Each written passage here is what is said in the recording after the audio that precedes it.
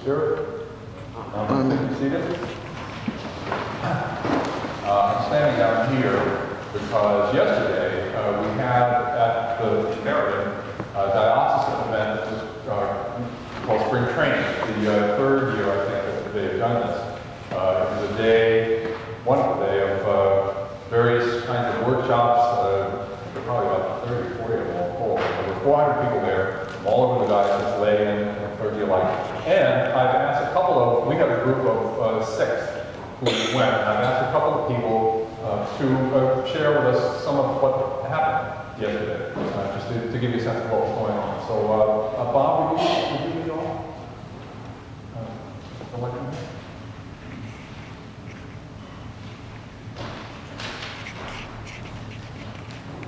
Good morning.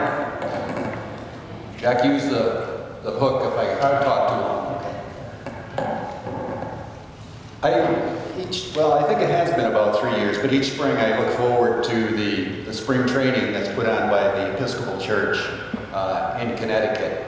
And I'm not sure if you've gotten used to it yet or not, but if you see in capitals ECCT, that's Episcopal Church in Connecticut. It took me a little bit to get used to that. And you're right, Jack. I think in the past we've had 2 or 3 maximum that have attended. So it was nice to see a large group there from St. John's. The programs, all of the programs that I attended were financial in nature. The first one was the Treasurer's Toolkit. And in general, they discussed what the duties of the treasurer are and also what tools are available to help the treasurer carry out those duties. And then they also went into more detail on the various changes that took place in 2015 of the way that some of the financial things are done. They concentrated primarily on the budgeting process, which I think St. John's does pretty well. We're accurate on our budgeting, I think. Listening to some of the other churches, Westport and some of the larger churches, they get really sophisticated in the way they predict what investments are going to do and all that type of thing. But we go line by line and do a budgeting process, which I think comes out pretty accurate. And then they also discussed expense management for the church. And I also think St. John's does an excellent job on maintaining the budget, looking at each line item to see where we can cut expenses, going out on bid where we can to try to reduce costs that way. And then they talked about completing the parochial report. And that's a report that we're required to fill out each year. This year it's due by the 1st of April, I think. And then that's submitted to the national church. And then we also have to sign a copy and mail it to the Episcopal Church in Connecticut. And basically what that does is give some detail on St. John's as far as the number of people that attend each Sunday, what our revenues are, what our expenses are. And then the church takes all of those numbers and looks at all over Connecticut to see basically how we're doing, whether we're growing or staying the same, or how many churches are financially in trouble or wealthy. So they do study the numbers. The second class was financial sustainability of the parishes. And here they went into more detail on the various ways to get additional income, ways to reduce your expenditures. And I can tell you from listening to the discussions that St. John's is not the only church in Connecticut, Episcopal Church, that is working very hard to increase our revenues and reduce our costs. It seems to be an issue with many of the churches in Connecticut. They didn't go into a great deal of detail, but they did mention a concern of the church, and that's the number of parishes that are in a relatively small geographical area and the ability of the area to sustain all of those churches. I mean, if you draw a circle around New Milford, you have Brookfield, Bridgewater, Roxbury, New Milford, Marbledale. So there's quite a large number of churches in a relatively small area, and that's a concern of the church as to whether all of those churches will have the resources to continue to operate. The final class was endowment management. And currently, St. John's has the Hanson Fund as their endowment. That fund, along with about $100 million of other endowment funds, is managed by the Episcopal Church in Connecticut. They do it in conjunction with the U.S. Trust Division of the Bank of America. And in general, the funds, I think it's like a 60-40 split is the way they invest them, fairly conservative. 60% equities, stocks, and 30% fixed income bonds. And that, it may be 70-30, but I think it's 60-40. And the church recommends that the parishes do not withdraw more than 5% each year from those endowments to help balance their budget. They anticipate that those investments will produce more than 5%. So by limiting it to 5%, you'll maintain the fund for future years as well as hopefully grow the fund. So in general, it was very informative, a lot of handouts. We'll go over all of this with the vestry, and I think it'll lead to some changes at St. John's, and I think some positive changes. Thank you, Bob. That's great. And Valerie, you would just share some thoughts about the you want to get there? Did you come?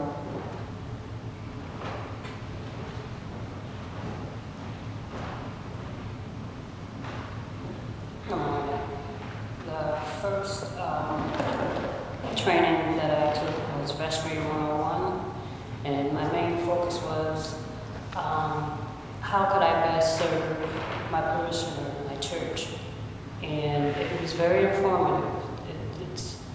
To me, it meant that to listen to what you have to say and to bring it to the vestry board and to do the best I can in being a doer as a vestry. And the second training was stewardship. And that too was focused on how could I best, as a parishioner, serve you as best as I can. I took a lot, although I'm speaking less, I took a lot from it. To me, it meant to come together as a unit and to do the best you can as moving forward as a unit and being of good service to one another. Thank you, Valerie. I went along too. I sat next to Valerie at the stewardship workshop. I was actually was one of the leaders of the workshop about the future of the cathedral in the Diocese of Connecticut, which I've mentioned here before. I'm on the task force that is examining what the future of a cathedral and this cathedral that we have might be in Connecticut. We got some great input yesterday from Greg Wellen, among others, who was there. And I also attended a workshop on what they call best practices. This was not actually what I expected it was. It was very good. It was led by Tim Hodapp, who's one of the canons at the Commons. And he had us talk about where our energy, there were a lot of people there, probably about 30, 40 people in that workshop. He had us talk about where our energy was, positive and negative energy, in the parish, and put little dots on areas that he specified, like stewardship, like worship, like pastoral care, like Christian formation. There were about 8 or 10 of these areas. And then we shared in those areas stories about success and failures that we had.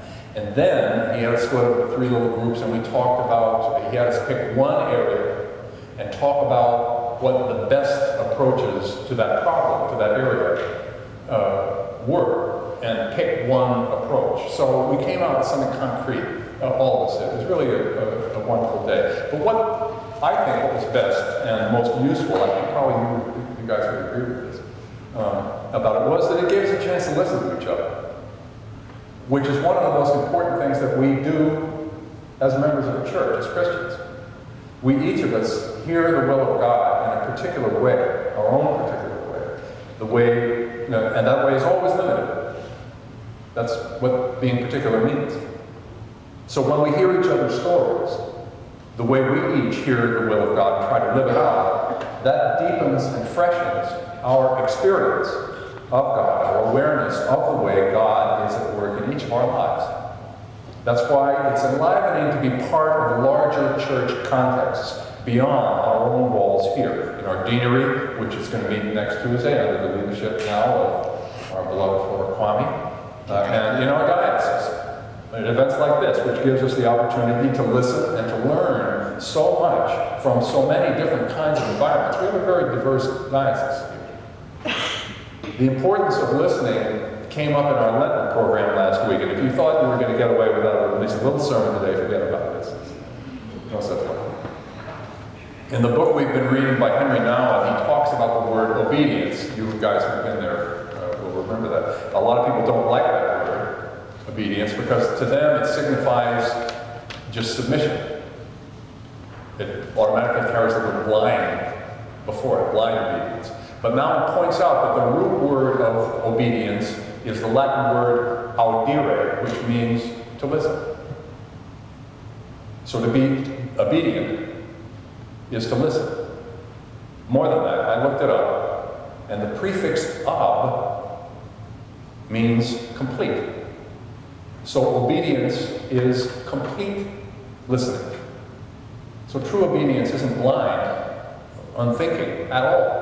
To the contrary, it is listening that understands completely what the other is saying. Obedience comes up in today's reading from Hebrews. He learned obedience through what he suffered, referring to Jesus. And Jesus suffered not only on the cross. In the Gospel of John, there is no scene in the Garden of Gethsemane when Jesus is tempted right before his arrest. It's in all the other three, but not in John. But in today's reading, we heard the crucial moment in that scene. This is some of the spirit of that moment. It's when Jesus says, "Now my soul is troubled. And what should I say? Father, save me from this hour?" In the Garden of Gethsemane, in the other Gospels, it's, "Father, let this cup pass from me." In that one little moment, Jesus is not completely listening to God. This is his temptation. This is his suffering. He's tempted to listen only to what he wants. But then right away, he turns immediately back in the right direction. He says, "No," in today's Gospel reading from John, "No, it is for this reason that I have come to this hour." In the other Gospels, it's, "Nevertheless, not my will, but your will be done." Jesus stands with us. Jesus shows us how to listen. We are called to listen to the Spirit of God. And in that listening is life and breath and perfect freedom. So let us listen joyfully. Thanks be to God.